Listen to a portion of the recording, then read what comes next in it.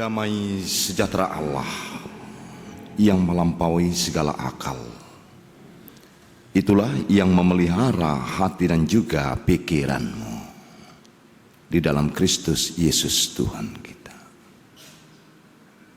Amin. Shalom, selamat hari Minggu Bapak Ibu. Kita pada hari ini memasuki Minggu Septuagesima, yaitu minggu perenungan sebelum 70 hari kebangkitan Tuhan kita Yesus Kristus. Disinilah kita diajak untuk mempersiapkan diri, merenungkan kembali tentang perjalanan yang telah dihadapi di tengah-tengah pelayanannya. Maka untuk itu pada saat ini kita diingatkan oleh firman Tuhan kembali. Kita buka dari surat Rasul Paulus kepada jemaat Korintus, 1 Korintus pasal yang ke-8, ayat yang pertama hingga ayat yang ke-13. 1 Korintus pasal 8 ayat yang pertama hingga ayat yang ke-13. Kami baca di dalam persekutuan kita pada pagi hari ini. Di sini dikatakan judul tentang persembahan berhala. Tentang daging persembahan berhala kita tahu. Kita semua mempunyai pengetahuan. Pengetahuan yang demikian membuat orang menjadi sombong, tetapi kasih membangun. Jika ada seorang menyangka bahwa ia mempunyai sesuatu pengetahuan, maka ia belum juga mencapai pengetahuan sebagaimana yang harus dicapainya. Tetapi orang yang mengasihi Allah, ia dikenal oleh Allah. Tentang hal makan daging persembahan berhala kita tahu. Tidak ada berhala di dunia dan tidak ada Allah lain daripada Allah yang esa. Sebab sungguh pun ada apa yang disebut Allah baik di surga maupun di bumi, dan memang benar ada banyak Allah dan banyak Tuhan. Yang demikian, namun bagi kita hanya ada satu Allah saja, yaitu Bapa, yang daripadanya berasal dari segala sesuatu, yang untuk Dia kita hidup, dan satu Tuhan saja, yaitu Yesus Kristus, yang olehnya segala sesuatu telah dijadikan dan yang karena Dia kita hidup. Tetapi bukan semua orang yang mempunyai pengetahuan itu. Ada orang yang karena masih terus terikat pada berhala-berhala, makan daging itu sebagai daging persembahan berhala. Dan oleh karena hati nurani mereka lemah, hati nurani mereka itu dinodai olehnya, makanan tidak membawa kita lebih dekat kepada Allah. Kita tidak rugi apa-apa kalau tidak kita makan, dan tidak kita untung apa-apa kalau tidak kita makan. Tetapi jagalah supaya kebebasanmu itu jangan menjadi batu sandungan bagi mereka yang lemah. Karena apabila orang melihat engkau yang mempunyai pengetahuan sedang duduk makan di dalam kuil berhala, bukankah orang yang lemah hati nuraninya itu dikuatkan untuk makan daging persembahan berhala? Dengan jalan demikian, orang yang lemah, yaitu saudaramu, yang untuknya Kristus telah mati, menjadi binasa karena pengetahuanmu.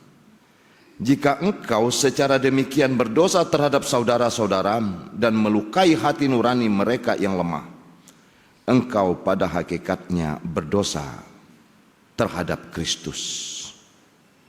Karena itu, apabila makanan menjadi batu sandungan bagi saudaraku, aku untuk selama-lamanya tidak akan mau makan daging lagi, supaya aku jangan menjadi batu sandungan bagi saudaraku. Sampai demikian pembacaan firman Tuhan. Bapak Ibu yang terkasih dalam Tuhan kita Yesus Kristus, kalau kita melihat nat ini tadi cocok dengan tema mengatakan atau topik, jangan menjadi batu sandungan bagi sesama. Memang inilah yang terkadang tidak kita sadari di tengah-tengah kehidupan kita.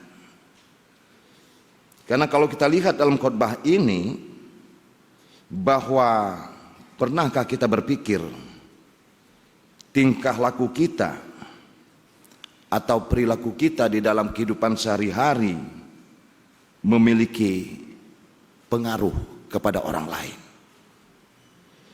Tentu kita menyadari selaku orang percaya, kita sangat perlu memahaminya.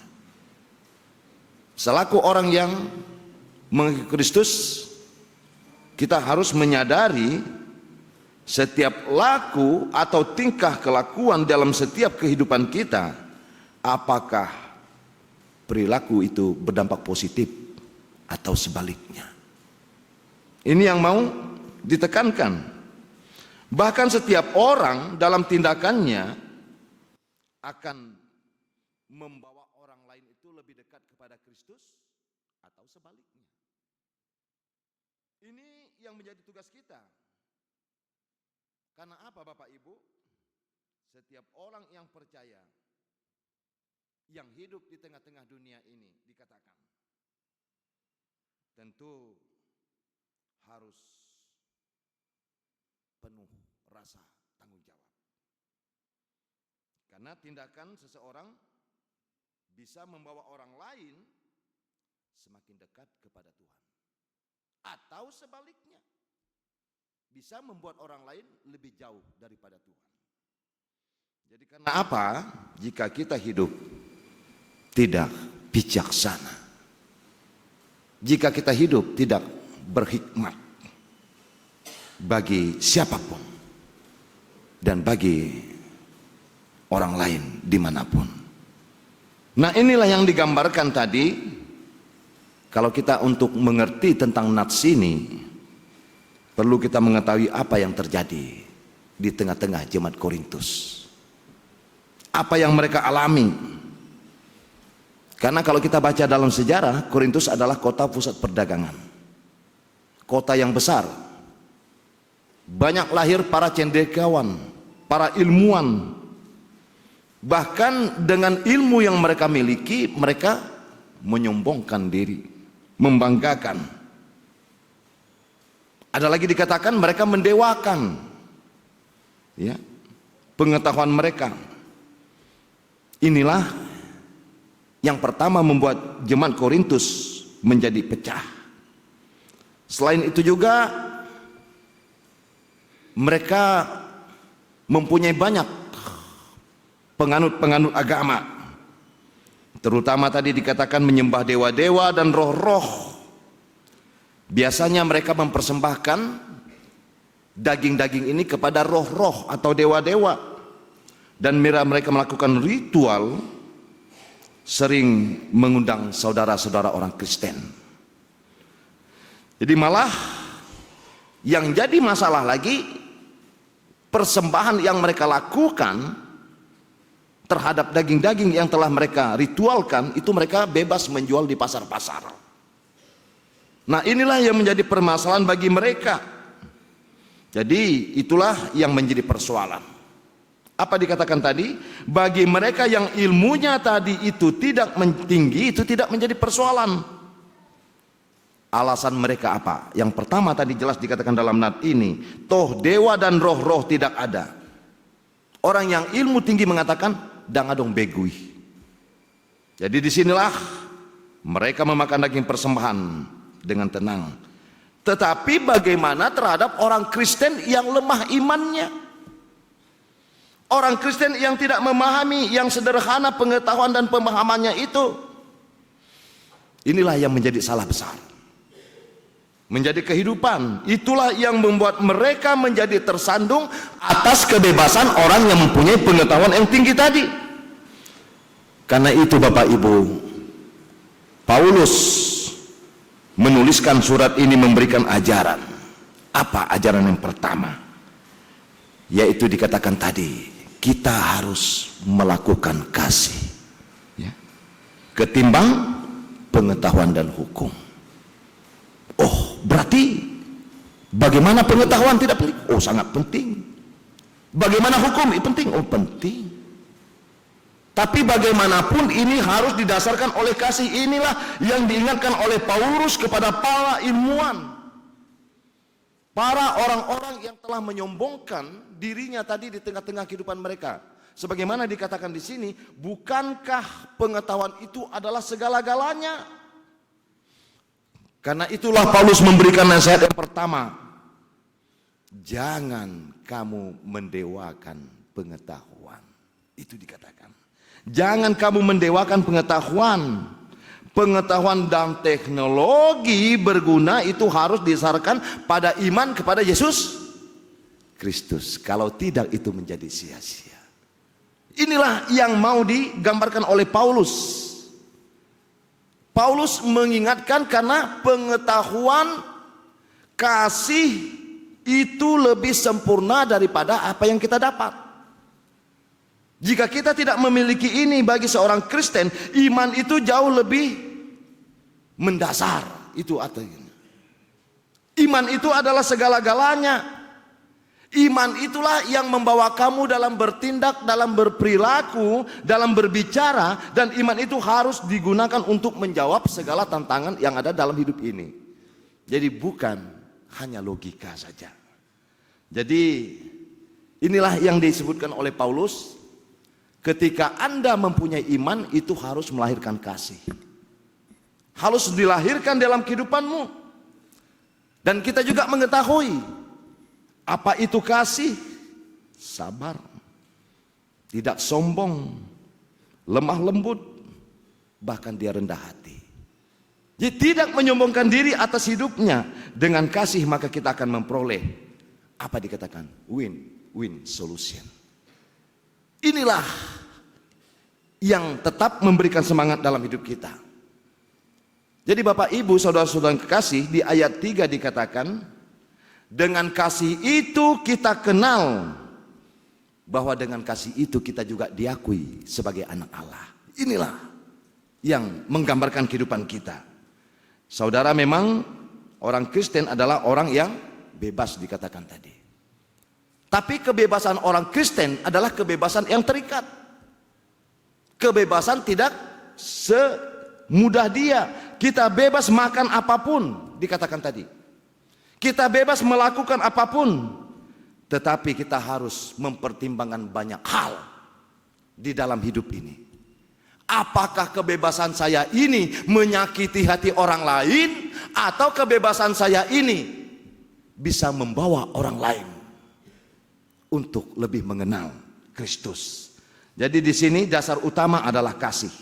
Jadi bila orang menjadi tersandung karena kebebasan kita, Paulus mengatakan itu, ya, jangan lakukan kebebasan itu. Kadang-kadang kita merasakan udah baik kita lakukan, tapi bagaimana menurut orang lain? Ini yang mau kita camkan. Kristus mati bukan untuk dirinya sendiri, tapi kematiannya supaya orang lain bisa menikmati hidup atas pengorbanan yang telah dialami. Inilah tujuan yang diberikan oleh Apostol Paulus. Kita harus rela membatasi kebebasan. Dikatakan menyingkirkan segala tindakan yang tidak mengganggu, yang tidak melemahkan pikiran atau keyakinan dengan tulus terhadap saudara kita yang lain. Tentu ini yang digambarkan tadi. Begitu besar tugas dan tanggung jawab kita. Mengasihi berarti bukan melakukan yang terbaik buat kita.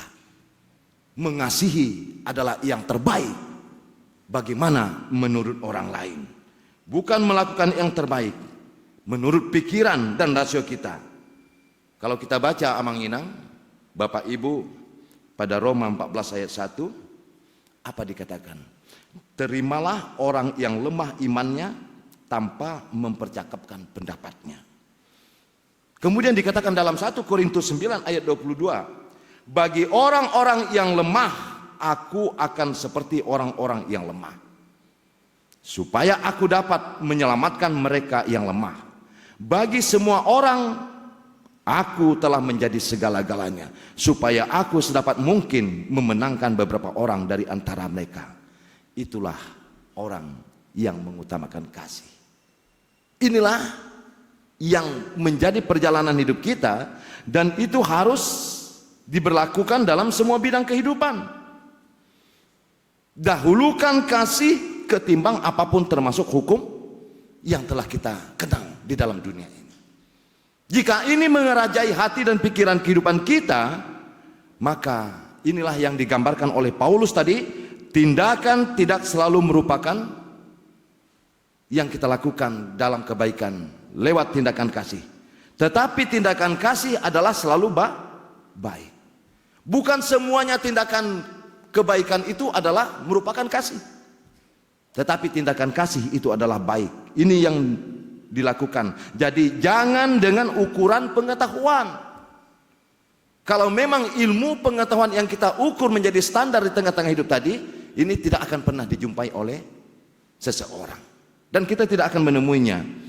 Jadi saudara Bapak Ibu, selanjutnya ini mengajak kita, tadi jelas dikatakan, jangan menjadi batu sandungan bagi orang lain. Artinya jangan melakukan sesuatu bila hal itu menjadi batu sandungan bagi orang lain, walaupun secara ilmiah atau pengetahuan kita adalah benar. Itu benar menurut saya. Tapi yang jelas dikatakan di dalam Lukas pasal 17 ayat 1, Tuhan Yesus mengatakan, dalam bahasa Batak dikatakan, marjea do ganup na poro paparohon gasip na mambayan halak gabe tartuk tuk, tersandung. Marjea, celakalah orang yang melakukan demikian. Jadi disinilah kita diingatkan kembali, kita dituntut harus menyadari bahwa banyak orang sekeliling kita yang tidak sekuat iman yang kita miliki, ya, yang tidak sebintar pemahaman yang kita miliki. Karena itu kita harus menjaga diri agar tidak menjadi batu sandungan bagi mereka. Bila kita dengan kebebasan membuat orang menjadi jatuh, tadi dikatakan dalam ini ke dalam dosa, kita sudah menjadi sumber dosa itu. Jadi jangan kita menjadi sumber.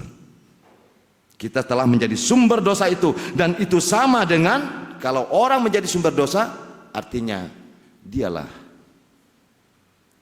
orang yang tidak diyakini itu. Jadi di sini benar-benar kita diingatkan, karena bila kita tidak melakukan sesuatu, walaupun itu seharusnya harus kita lakukan, tetapi demi orang lain supaya tidak tersandung, maka kita sudah menyelamatkan orang itu. Menurut kita itu sudah benar. Bagaimana kita lakukan? Tapi ketika kita tidak melakukan itu, berarti kita sudah menyelamatkan. Karena itu Paulus tetap mengingatkan di dalam 1 Korintus pasal 10 ayat 23, segala sesuatu yang diperbolehkan benar. Kemudian dikatakan, tetapi bukan segala sesuatu berguna. Segala sesuatu diperbolehkan benar, tetapi bukan segala sesuatu itu bisa membangun. Ini dikatakan Paulus. Walau sebuah perbuatan itu bisa bagi kita, ini mau dikatakan, tetapi bila ia membuat orang lain tersandung, sebaiknya jangan. Paulus mengatakan laku demi kehidupannya. Karena kita adalah menjadi orang yang menaruh sumber dosa. Karena itu kita diingatkan, sebelum melakukan segala sesuatu, pikirkanlah dahulu apa akibat bagi orang lain. Kalau kita tidak mau disakiti, kita jangan menyakiti orang lain. Kalau kita tidak mau dicubit, jangan kita cubiti orang lain. Inilah yang tidak disadari oleh setiap manusia. Seenaknya saja. Pikirnya sama pikiran dia dengan pikiran seseorang. Jadi bukan hidup ini hanya untuk diri kita, tetapi juga untuk orang lain. Jangan hanya memikirkan dirimu, tetapi pikirkanlah kalau saya lakukan ini apa akibat bagi orang lain. Itu juga konsekuensi. Itu juga pertaruhan kehidupan kita, perjalanan hidup kita. Dan yang terakhir mau dikatakan oleh Nad ini tentang tadi jelas makanan. Kita baca ayat yang ke-8. Makanan tidak membawa kita lebih dekat kepada Allah. Kita tidak rugi apa-apa kalau tidak kita makan. Dan kita tidak untung apa-apa kalau tidak kita makan. Apa yang mau dikatakan sini? Jangan, artinya engkau membinasakan saudaramu oleh karena makananmu. Jangan, karena apa? Itu yang dikatakan tadi, tidak semua orang yang kuat imannya. Ketika kita paksa seseorang, ketika kita sodorkan seseorang, dan kita memahami ini tetapi dia ragu, itu adalah sumber, artinya dengki dan tidak berguna dalam kehidupan kita. Jadi dikatakan tadi memang jelas di dalam pasal 14 ayat 17, sebab kerajaan Allah bukanlah soal makanan dan minuman. Kalau saya makan, saya lebih dekat kepada tidak. Kerajaan Allah bukan soal makanan dan minuman, tetapi soal kebenaran. Soal damai sejahtera, soal sukacita, soal Roh Kudus. Ingat Bapak Ibu Saudaraku, makan atau tidak makan tidak mempengaruhi kehidupan kita di hadapan Tuhan. Ini satu. Tidak mempengaruhi kehidupan kita di mata Tuhan. Jadi ini jelas. Kita perlu tahu tidak ada makanan tadi dikatakan dari ciptaan Tuhan yang haram. Tetapi yang keluar dari mulut dan hati nurani yang tidak bersih, itulah yang tidak berguna bagi Tuhan. Dan ini telah dikuduskan oleh Tuhan. Kalau kita baca di 1 Timotius 4 ayat 4 sampai 6 dikatakan, karena semua yang diciptakan Allah itu adalah baik. Suatu pun tidak ada yang haram jika diterima dengan ucapan syukur. Terima kasih Tuhan. Semuanya yang telah kita miliki. Kemudian ayat 4, pasal 4 ayat 5, sebab semuanya itu dikuduskan oleh firman Allah. Dikuduskan di dalam doa. Ini yang kita minta, Tuhan pasu-pasu si pangananon. Tuhan berkati makanan ini di tengah-tengah kehidupan kita. Inilah pengudusan Allah yang kita yakini. Jadi apakah di mana ada yang salah? Yang salah adalah bila kita makan terlampau banyak.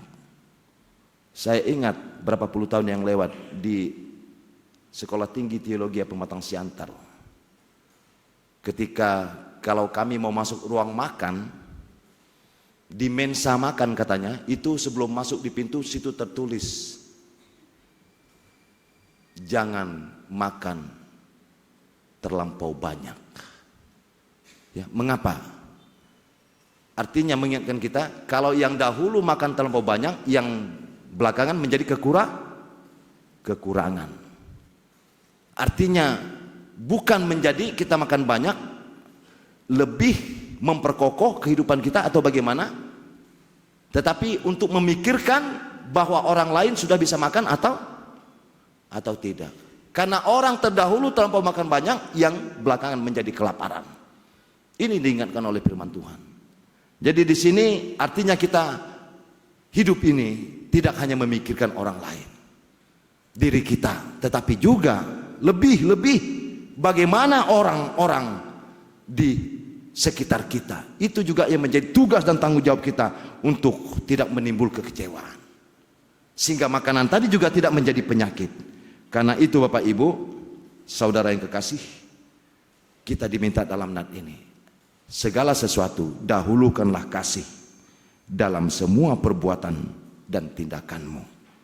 Jangan mendahulukan pengetahuan, jangan mendahulukan kebenaranmu, sehingga tidak menjadi batu sandungan bagi orang lain. Tetapi mari kita saling menjaga supaya semuanya itu bisa berguna di hadapan Tuhan. Tuhan Tuhan Yesus memberkati. Amin. Kita berdoa. Terima kasih ya Bapa Surgawi. Pada pagi hari ini kami diingatkan oleh firman Tuhan.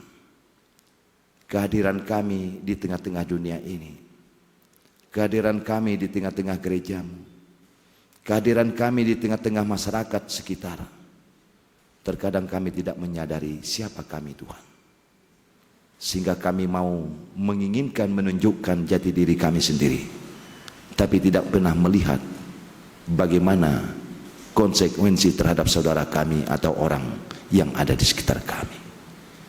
Untuk itu Tuhan, kuatkan kami ketika kami boleh merasakan ini dan kami tidak menyombongkan diri, tetapi banyak tuntunan-tuntunan yang lain supaya kami dalam hidup sehari-hari tidak membuat orang menjadi tersandung, tetapi semakin membawa orang lebih dekat kepada Tuhan.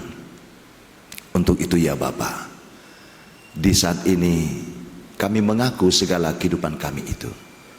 Kami mau serahkan Tuhan segala perbuatan kami itu, tindakan, berbicara, dan segala macam banyak yang menyakiti hati orang lain. Dan kami merasa bahwa diri kamilah yang sebenarnya. Tetapi itu adalah sia-sia ketika Engkau menatakan kepada kami. Tuhan, ajari kami untuk memahami tentang perjalanan hidup masing-masing selaku orang percaya, sehingga kami menjadi orang yang penuh hikmat dan bijaksana. Dan ketika kami tidak mau disakiti, kami juga tidak menyakiti hati orang lain. Untuk itu tunjukkan Tuhan hikmat daripadamu, sehingga kami boleh sama-sama boleh memelihara di dalam kehidupan ini. Dan inilah yang Kau inginkan, bahwa kebenaran daripada Tuhan bukan soal makanan dan minuman, tetapi soal damai sejahtera, kasih, dan juga soal pertunjukan roh Tuhan yang ada di dalam kehidupan kami. Dan sepanjang hari ini juga kami mengingat bahwa jemaat-Mu ketika tidak dapat bersekutu, dan ketika mereka dalam keadaan sakit, di rumah sakit maupun di rumah masing-masing, Tuhan senantiasa mengurapi, Tuhan memberkati mereka. Bagi yang bergumul, Engkau berikan kekuatan, Engkau berikan sukacita. Tuhan, semuanya kami mau serahkan perjalanan hidup ini ke dalam tangan-Mu. Terutama buat Bapak Ibu kami yang berulang tahun selama 1 minggu ini, yang Kau berikan umur, kehidupan dan kekuatan. Biarlah Tuhan mereka semakin menikmati hidup dengan umur yang Kau sediakan, sehingga semakin bersukacita dan boleh menampilkan kehidupan mereka di tengah-tengah kehidupan bersama sebagai orang-orang pembawa sukacita dalam setiap saat hidup bersama dengan Tuhan. Terima kasih Bapa Surgawi, kami mau serahkan kehidupan kami ke dalam tangan-Mu. Sepanjang hari ini Engkau juga mendampingi dan menunjukkan jalan-Mu, sehingga kami tetap berjalan di dalam jalan terang Tuhan. Ampuni kami dan berkati kehidupan kami. Kamu memberserahkan Tuhan semua eksistensi hidup ini, kehidupan kami hanya ke dalam tangan-Mu. Engkaulah menjadi sumber kekuatan bagi kami. Dalam Kristus Yesus kami berdoa dan mengucap syukur. Terpuji nama-Mu yang kudus. Amin. Kembali kita puji Tuhan.